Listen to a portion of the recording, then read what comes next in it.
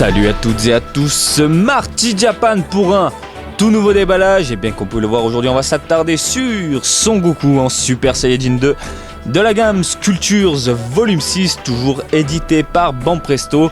Sachez pour information que c'est la figurine qui a eu le moins de votes de la part des fans. Et au vu de la boîte, on comprend pourquoi. Donc Sculptures Volume 6, Banpresto, je vous montre rapidement les contours du packaging. Regardez cette tête. Elle est pas fameuse de ce qu'on peut en voir. Et bien, on va l'ouvrir et découvrir le joujou sous toutes les facettes. Allez, hop là. Pour ne pas changer, un carton de protection.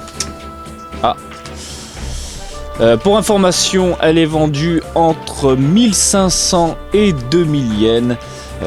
Sachez qu'on peut la trouver moins cher puisqu'elle n'a pas l'air de titiller les fans encore une fois. Et autre information, il existe le modèle prototype tout en noir que je ne prendrai pas cette fois-ci pour les artistes en herbe qui désirent repeindre cette figurine là. Allez, on ouvre le paquet. Donc voilà, comme vous pouvez le voir ici, on a 1, 2, 3, 4, 5 pièces. Donc voilà, Goku. Rapidement. Les jambes. Donc ça s'emboîte. Ni plus ni moins. Forcez un peu.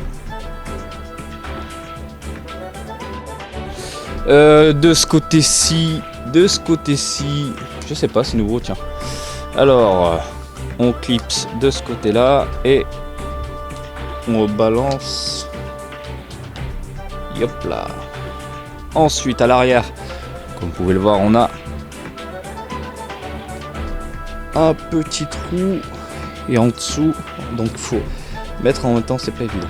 Pour ne pas changer, on a un socle transparent. Comme vous pouvez voir, il y a le logo de la gamme Sculptures Volume 6. Donc Goku se tient debout.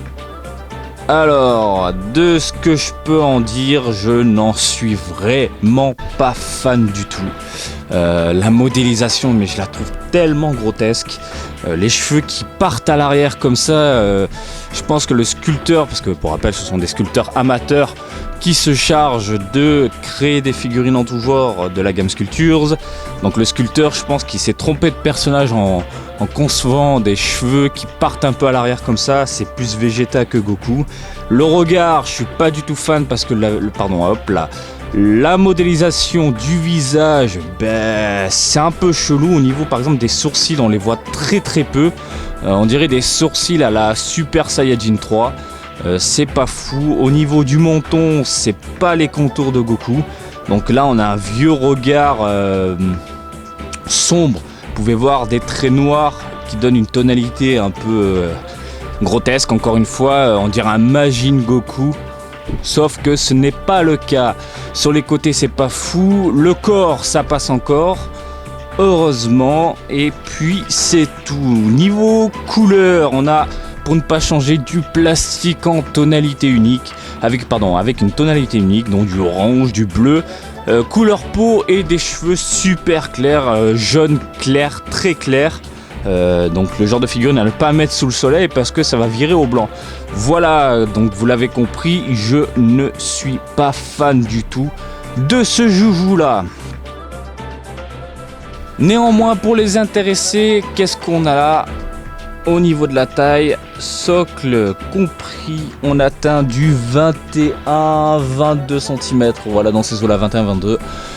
Donc voilà, j'espère que ce petit déballage vous a plu. Comme d'habitude, je vous invite à me suivre sur Twitter, Marty_Japan pour de l'actu Dragon Ball en direct du Japon.